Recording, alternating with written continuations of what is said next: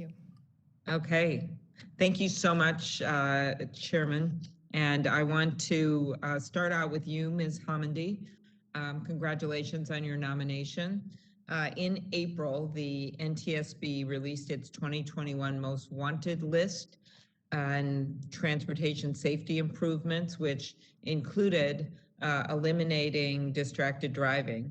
Last week, my bill with Senators Markey and Blumenthal to the Safe to Drive Act to help ensure that more states are eligible for the grants under this program passed as part of another bill.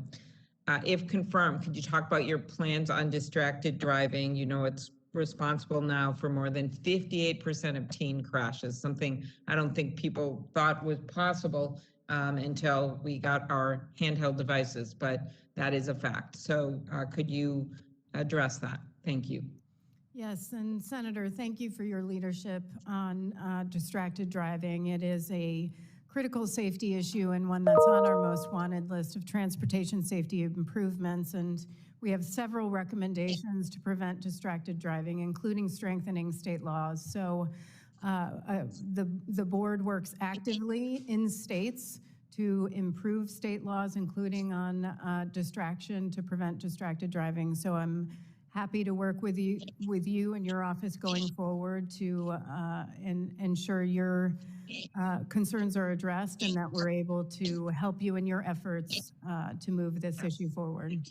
And I talked to the Secretary Buttigieg about this actually, because I think the time has come to make this a priority again when you look at the numbers.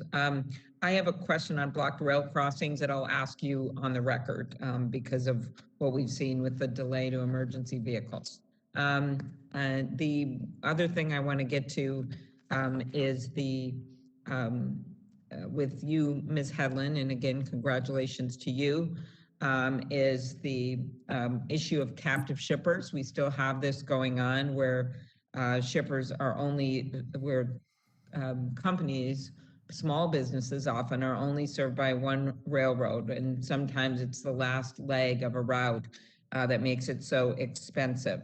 These shippers can face increased costs in getting their products to market, whether they're shipping grain or paper. What steps would you take to ensure captive shippers have access to competitive rates as a member of the board? Well, the board, Senator, does have some tools in the toolbox to address the issue, and I certainly look forward to working with Chairman Oberman and other members of the board on solving this problem. We can look at things like reciprocal switching and competitive access. I know reciprocal switching is a very contentious issue with the railroads, but there are ways to address it, and I look forward to working with the board on solving some of these issues. Okay, very good, thank you. Ms. Petzunk, smaller regional airports, as you know, provide such a vital link in the chair's state of Washington, in the state of Minnesota, to the rest of the world. And we have a major hub we're proud of in the Twin Cities, our airport. But we also have many smaller airports as well. And the EAS helps maintain the operations of those regional airports. Can you speak to how your experience administering the EAS program will help you in the role for which you are nominated? And how will you improve the program for rural communities?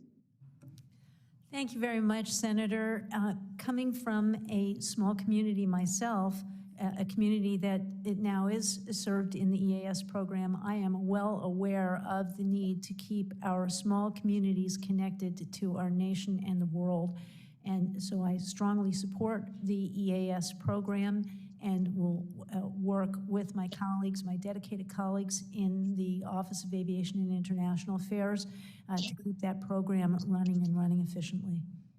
Okay, and then last, it's clear that renewable fuels are a key pathway to decarbonizing our transportation sector while also driving economic growth.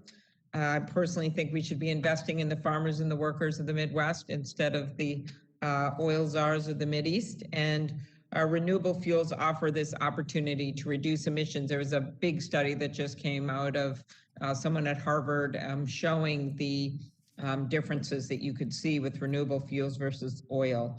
In your view, how could additional incentives for the development and production of sustainable aviation fuel help grow the market and increase available supply? Thank you, Senator. I'm very glad that you are interested in this important issue, as am I, and as are we at the department.